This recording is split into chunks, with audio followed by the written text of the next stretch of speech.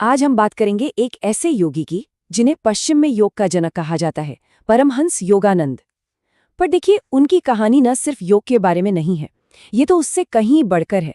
ये एक ऐसी कहानी है जो भारत की सदियों पुरानी परंपराओं को सीधा 20वीं सदी के अमेरिका से जोड़ देती है। सोचिए, एक प्राचीन योगी और आज के मॉडर्न टेक्नोलॉजी का सबसे बड़ा नाम, इन दोनों में क्या कनेक्शन हो सकता है?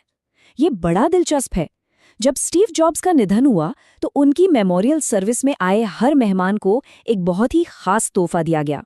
वो तोहफा था परमहंस योगानंद की किताब एक योगी की आत्मकथा। भले ही एक छोटा सा जेस्चर था, पर यह दिखाता है कि योगानंद का असर कितना गहरा और लास्टिंग था। तो आखिर ये कौन थे जिन्होंने सिर्फ आम लोगों को ही नहीं बल्कि स्टीव जॉब्स जैसे विजनरी लोगों को भी इतना इंस्पायर किया? चलिए एकदम शुरू से शुरू करते हैं, उनकी कहानी जानते हैं। तो ये कहानी शुरू होती है 1893 में भारत के गोरखपुर से। तब उनका नाम था मुकुंद लाल घोष। लेकिन बचपन से ही ये बात बिल्कुल साफ थी कि उनकी जिंदगी कोई आम जिंदगी नहीं होने वाली। आध्यात्म को लेकर उनकी जो दिलचस्पी थी, जो अनुभव थे, वो आम बच्चों से कहीं ज्यादा गहरे थे। फिर आया साल 1920। वो गहरे ध्यान में थे और तभी उन्हें एक विजन हुआ। उन्हें अनगिनत अमेरिकी चेहरे दिखे। ऐसा लगा जैसे वो सब उन्हें बुला रहे हों। ये एक तरह का डिवाइन कॉल था, एक इशारा कि उन्हें क्रिया योग के प्राचीन ज्ञान को पश्चिम तक पहुंचाना है। और बस इसी एक विजन ने उनकी जिंदगी का मकसद तय कर दिया। तो बस उस विजन के बाद योगानंद एक नए मिशन पर निकल पड़े।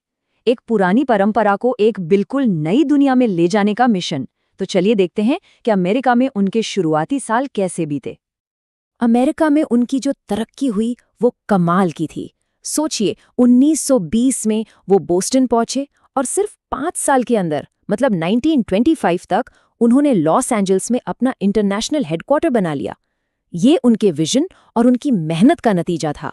और मजे की बात यह है कि ये हेडक्वार्टर आज भी उनके काम का सेंटर है। तो वो सिखा क्या रहे थे? उनकी टीचिंग का सेंटर पॉइंट था क्रिया योग। अब ये सिर्फ फिजिकल आसन नहीं है जैसा हम सोचते हैं। इसका मतलब बहुत गहरा है। एक खास एक्शन या क्रिया के जरिए इन्फिनिट से जुड़ना। ये एक बहुत ही पावरफुल और पुरानी तकनीक थी जिसे वो एक ऐसी दुनिया में ले जा रहे थे जो इसके बारे में कुछ नहीं जानती थी। अच्छा, तो ये क्रिया योग काम कैसे करता है? देखिए, ये एक बहुत ही पावरफुल मेंटल टेक्निक है। इसमें जो साधक होता है वो अपनी लाइफ एनर्जी को रीढ़ की हड्डी के 6 सेंटर्स के आसपास ऊपर और नीचे घुमाता है। और यहाँ एक बहुत ही एक्स्ट्रॉर्डिनरी दावा भी है। योगानंद जी सिखाते थे कि इस एनर्जी को सिर्फ आधा मिनट घुमाना स्पिरिचुअली ग्रो करने के पूरे 1 साल के बराबर हो सकता है। कमाल है ना? पर अमेरिका में उनका सफर बिल्कुल भी आसान नहीं था। एक तरफ तो उन्हें जबरदस्त कामयाबी और शोहरत मिल रही थी, तो दूसरी तरफ उन्हें बहुत ज्यादा शक और विरोध का भी सामना करना पड़ रहा था। ये कहानी है एक सुपरस्टार गुरु की, जो एक ऐसे देश में अपनी जगह बना रहा था जो उन पर शक कर रहा था। एक तरफ देखिए, उन्हें 20वीं सेंचुरी का पहला सुपरस्टार गुरु कहा जाने लगा। जरा सोचिए, 1927 में उन्हें व्हाइट हाउस में प्रेसिडेंट कैल्विन कूलिज से मिलने के लिए इनवाइट किया गया। ये उस समय में बहुत बड़ी बात थी और इससे पता चलता है कि अमेरिकन हाई सोसाइटी में भी उनका कितना असर था। लेकिन ये तो सिक्के का बस एक ही पहलू था। एक तरफ हजारों लोग उनके लेक्चर सुनने आ रहे थे, बड़ी बड़ी हस्तियां उनके फॉलोअर बन रही थीं। वहीं दूसरी तरफ पर्दे के पीछे कुछ और ही चल रहा था। FBI उन पर नजर रखे हुए थी। उन्हें मीडिया में धार्मिक कट्टरपंथियों की तरफ से और यहाँ तक कि खुलेआम नस्लवाद का सामना करना पड़ रहा था। और ये खतरा सिर्फ बातों तक ही नहीं था, ये रियल था। मायामी के एक अफसर ने तो साफ साफ रिकॉर्ड पर कहा था कि एक कलर्ड आदमी होने की वजह से स्वामी जी को भीड़ से शारीरिक नुकसान पहुंचने का बहुत बड़ा खतरा था। ये उस समय के रेशल टेंशन की एक डरावनी सच्चाई थी। लेकिन इन सारी मुश्किलों और विरोध के बावजूद योगानंद ने कुछ ऐसा बनाया जिसने उनकी लेगेसी को हमेशा हमेशा के लिए अमर कर दिया। एक ऐसी किताब जो लाखों लोगों की जिंदगी बदलने वाली थी।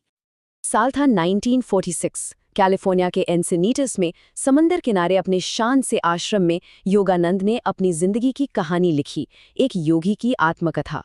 और यही वो किताब थी जिसने उनकी टीचिंग्स को दुनिया के कोने कोने तक पहुंचाया।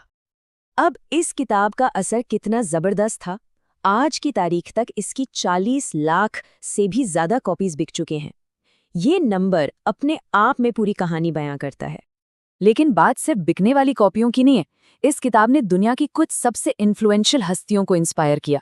टेक्नोलॉजी में स्टीव जॉब्स से लेकर म्यूजिक में जॉर्ज हैरिसन और एल्विस प्रेस्ली, और यहाँ तक कि स्पोर्ट्स में विराट कोहली तक। और इसे क्रिटिक्स ने भी बहुत सराहा। हापर सैन फ्रांसिस्को ने इसे 20वीं सदी की 100 सबसे ज़रूरी स्पिरिचुअल किताबों में से एक बताया। ये सम्मान दिखाता है कि इसकी लिटरेरी और स्पिरिचुअल इंपॉर्टेंस कितनी ज़्यादा है। तो अपनी किताब के जरिए अपनी लेगेसी को मजबूत करने के बाद योगानंद की जिंदगी का सफ़र अपने आखिरी और शायद सबसे मिस्टीरियस चैप्टर पर पहुंच गया। तारीख थी 7 मार्च 1952। एक स्पीच खत्म करने के ठीक बाद योगानंद ने अपनी आंखें ऊपर की और उनका शरीर शांत होकर जमीन पर आ गया। उनके फॉलोअर्स के लिए ये मौत नहीं थी, ये महासमाधि थी। मतलब एक योगी का अपने शरीर से आखिरी कॉन्शियस एग्जिट। पर कहानी यही खत्म नहीं होती। असल में सबसे हैरान करने वाली बात तो इसके बाद हुई। उनका निधन हुआ 7 मार्च को। 20 दिन बाद 27 मार्च को भी उनके शरीर में गलने या सड़ने का कोई भी निशान नहीं था। और फिर 11 मई को जो मॉर्चुरी डायरेक्टर थे, उन्होंने सबके सामने वो बताया जो उन्होंने खुद अपनी आंखों से देखा था। उस मॉर्चुरी के डायरेक्टर हैरी टी रोवे ने एक ऑफिशियल स्टेटमेंट में लिखा, सड़न के किसी भी विजिबल साइन का ना होना हमारे एक्सपीरियंस का सबसे एक्स्ट्रा ऑर्डिनरी केस है। एक शरीर का इस तरह परफेक्ट कंडीशन में रहना अनपैरेलल्ड है। मतलब ऐसा पहले कभी नहीं देखा गया। एक साइंटिफिक प्रोफेशनल का ये बयान आज भी एक बहुत बड़ी मिस्ट्री है। तो आज योगानंद जी की विरासत क्या है? आज ये एक जीता जागता ग्लोबल मूवमेंट है। उनकी बनाई संस्था सेल्फ रियलाइजेशन फेलोशिप या SRF की दुनिया भर में 500 से ज्यादा सेंटर हैं। 1775 से भी ज्यादा देशों में लोग उनकी टीचिंग्स को फॉलो करते हैं और भारत सरकार ने भी एक कमेमोरेटिव स्टैम्प जारी करके उन्हें सम्मान दिया है। तो आखिर में योगानंद की कहानी हमें क्या सिखाती है? एक इंसान जो सदियों पुराना ज्ञान लेकर एक मॉडर्न दुनिया में आया, जिसने जबरदस्त कामयाबी भी देखी और गहरे शक का सामना भी किया। उनकी ये पूरी जर्नी आज की इस भाग दौड़ भरी दुनिया में स्पिरिचुअलिटी की तलाश के बारे में क्या बताती है? ये एक ऐसा सवाल है जिस पर हम सबको सोचना चाहिए।